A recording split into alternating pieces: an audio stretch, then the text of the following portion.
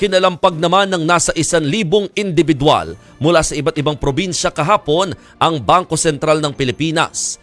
Sa Maynila, git nila sila raw ang mga tagapagmana ng aabot sa trilyong pisong yaman na nakatago umano sa BSP. Nangutang at nag-arkila pa nga raw sila ng bus makarating lang sa BSP. Ilan sa kanila, mga senior citizens pa.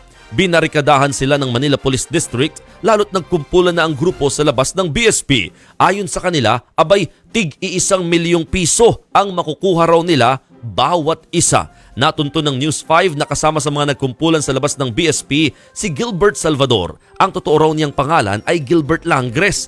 Founder siya ng grupong Democratic and Republican Guardians of the Philippines. Ayon sa kanya, aabot nga sa trilyong pisong matagal nang nakatago at panahon na raw para ilabas ito ng BSP. At nang matanong kung saan niya ito nakuha, yung impormasyon, base raw yan sa saligang batas. Kung susuriin naman ng 1987 Philippine Constitution, isang beses lang nabanggit ang Bangko Sentral. Sabi sa Article 12, Section 20 ng saligang batas, ang Bangko Sentral ng Pilipinas na pinatatakbo sa ilalim ng mga ipinasang batas ay magsisilbing Central Monetary Authority. Ayon naman sa BSP, hindi sila direktang nagbibigay ng pera sa taong bayan. Dibidendo raw ang ibinibigay ng pamahalaan para makaambag sa mga programang makapag-aangat ng kabuhayan ng mga Pilipino.